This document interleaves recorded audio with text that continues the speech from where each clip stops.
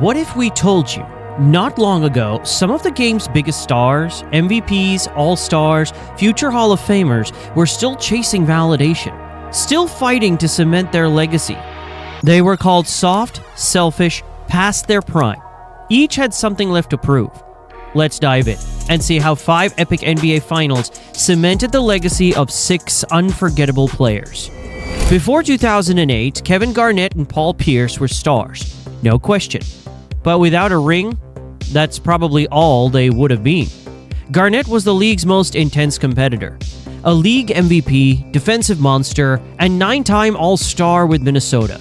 But year after year, the Timberwolves gave him nothing. One trip past the first round in 12 seasons. Fans started putting him on the greatest to never win list, a cursed badge no superstar wants. Paul Pierce, he had the numbers, consistent 20-point scorer, clutch shot maker, but his Celtics were irrelevant. Fans called him selfish, media said he couldn't lead, even he questioned his future in Boston. By 2007, both were staring down the final chapters of their careers. Great careers, unfinished. Then came the trade that changed everything. Ray Allen, Kevin Garnett, Paul Pierce, one team, one shot at rewriting their stories. Boston exploded out of the gate, 66 wins, best record in the league, but the real test came in the playoffs. Game 7 against LeBron's Cavs, Game 6 blowout over Detroit, and then the finals against Kobe and the Lakers, the ultimate measuring stick. And here's what changed everything. In Game 4, Boston erased a 24-point deficit on the road, the largest comeback in NBA Finals history. In Game 6, they ended it with a 39-point statement win. Pierce led the team in scoring. Garnett locked everything down defensively. The final buzzer sounded, confetti fell, and Garnett screamed. Anything is possible. This win in the 2008 Finals changed the place in basketball history for 2 players at once. KG was no longer the warrior who came up short. Pierce was no longer just a scorer on losing teams. They were champions. They were Celtics legends, and their legacies cemented. But while those 2 legends needed each other to win, the next one, he carried it all alone. The doubts, the stereotypes, and the scars of a brutal collapse. He didn't need a co-star, he needed revenge. By 2011, Dirk Nowitzki had been playing for Dallas for 13 years. He was an MVP, a 7-footer who shot like a guard, but when it came to legacy, he was hanging by a thread. Because none of it seemed to matter anymore. Not the stats, not the loyalty. When the big moments came, Dirk always seemed to fall short. And to many fans, he wasn't just losing, he was proving a stereotype. That European stars were skilled, but soft. Talented, but not tough enough to carry a team to a title. The worst part was 2006 when he had the Miami Heat down 2-0 in the finals and was just 3 wins away from everything he'd ever wanted. Then Miami came back and won 4 straight games.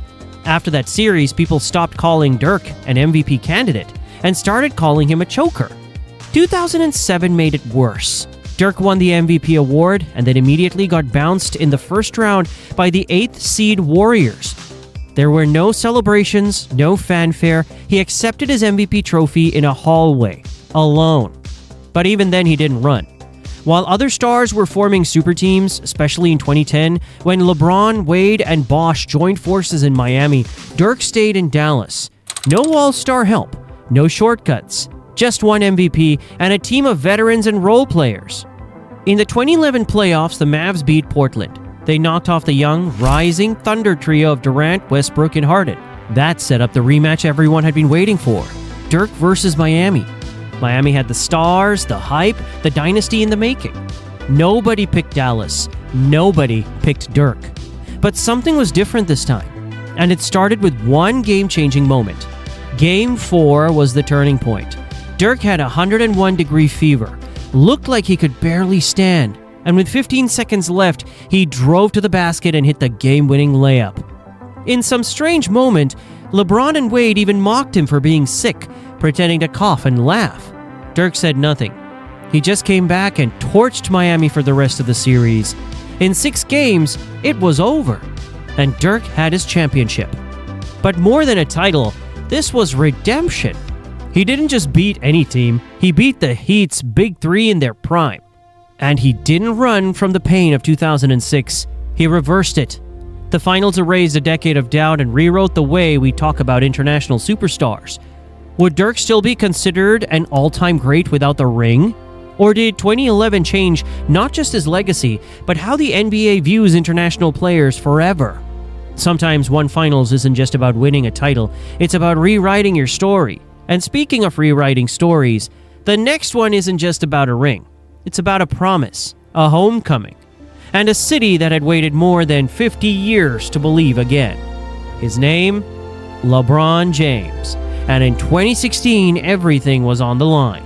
By 2016, LeBron James was already a two-time champion, a two-time Finals MVP, and deep in the GOAT conversation. But ask anyone and they'll tell you, something was still missing. Because for all the trophies in Miami, there was still one place where LeBron hadn't delivered. Home. When he left Cleveland in 2010, it wasn't just a free agency move. It felt like betrayal. The city burned his jersey, fans cursed his name, and worst of all, it confirmed what people already believed. That LeBron couldn't win without help. That he ran from pressure. That he'd never bring a title to Cleveland. But in 2014, he came back. Not just to play basketball, but to fulfill a promise. He told the city he left that he'd deliver them a championship. And in 2016, everything was on the line. This wasn't just about rings anymore. This was about redemption. A hometown kid trying to lift a cursed franchise, and a city that hadn't won a major sports title in 52 years. The opponent? The 73-9 Golden State Warriors, the greatest regular season team in NBA history. The Cavs went down 1-3. No team had ever come back from that deficit in the finals. Most people had already written the eulogy. But LeBron wasn't done. He dropped back-to-back 41-point games in games 5 and 6, something no one had done in 50 years. And then came game 7. Tied at 89, less than 2 minutes left. Andre Iguodala on the fast break. 2 points that would have crushed Cleveland.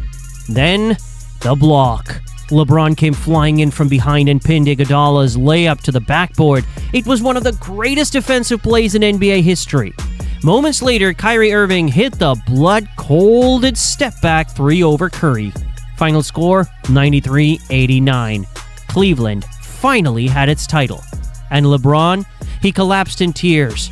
Cleveland, this is for you. It wasn't his first ring, but it was the one that meant the most. The one that turned doubt into loyalty, hate into legacy, and a hometown kid into a basketball myth. If LeBron never won in 2016, could he still sit at the GOAT table? Or was this the one that changed everything? Because for some players, a finals defines greatness.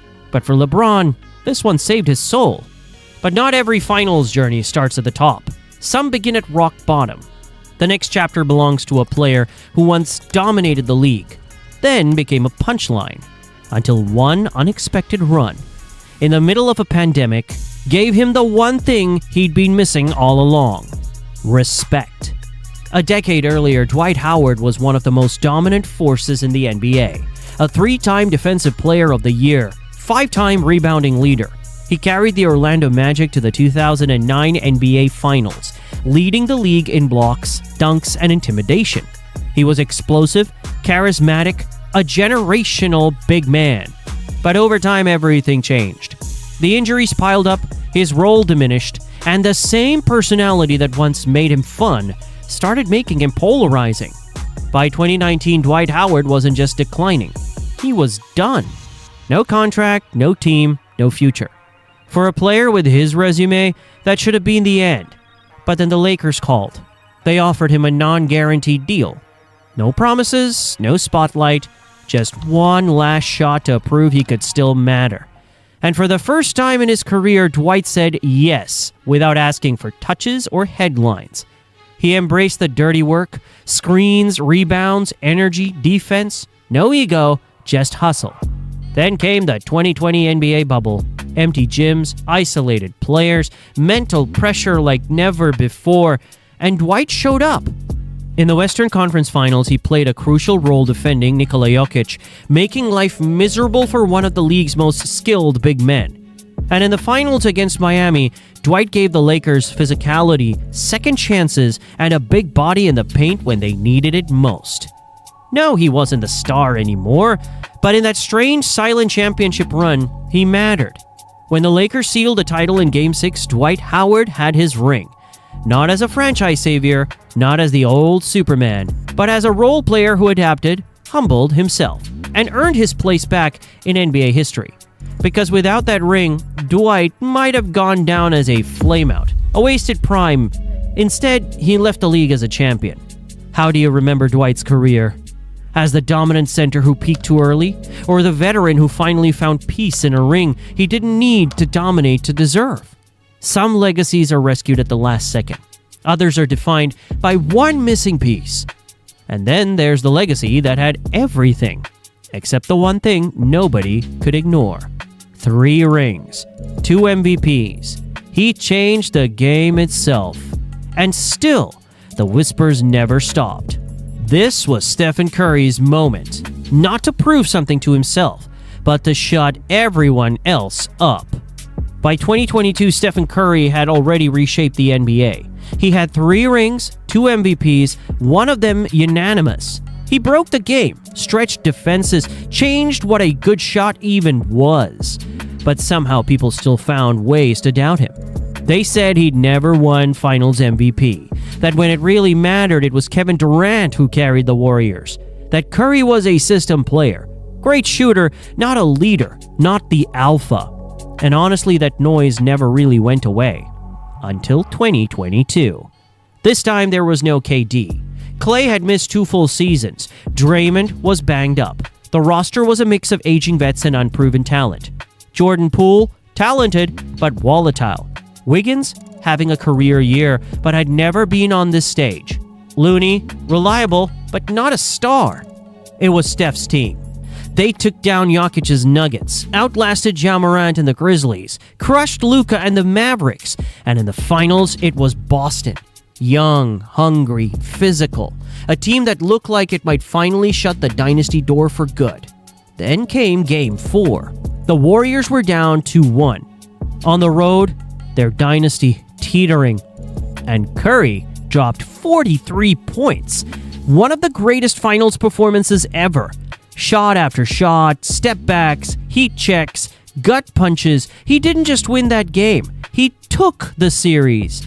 2 games later, the Warriors closed it out in 6. Curry finally had the one thing missing from his resume. Finals MVP. And more importantly, he'd done it his way. No Durant, no super team, just Steph, the leader, the anchor, the heart of the dynasty. Critics stopped talking, fans stopped questioning, and a legacy that once felt underrated now felt undeniable. Was this the moment Steph finally closed the book on every doubt? Or did it simply remind us he was writing greatness the whole time? Some legends are born with hype. Others build their legacy brick by brick until there's nothing left to prove. 5 finals, 6 superstars, each one facing failure, pressure, doubt, and redemption, and each one walked away not just with a ring, but with their name carved into basketball history. Because legacies don't shift slowly. They flip in an instant. A block, a comeback, a 43-point bomb. And just like that, everything changes. But what if it didn't? What if just one moment went the other way? In the case of these players, we'll never know. Because when it mattered, it went their way. Which finals changed how you see a player, and which one almost rewrote history the other way? Drop your take in the comments, and hit that sub if you live for NBA stories that actually count.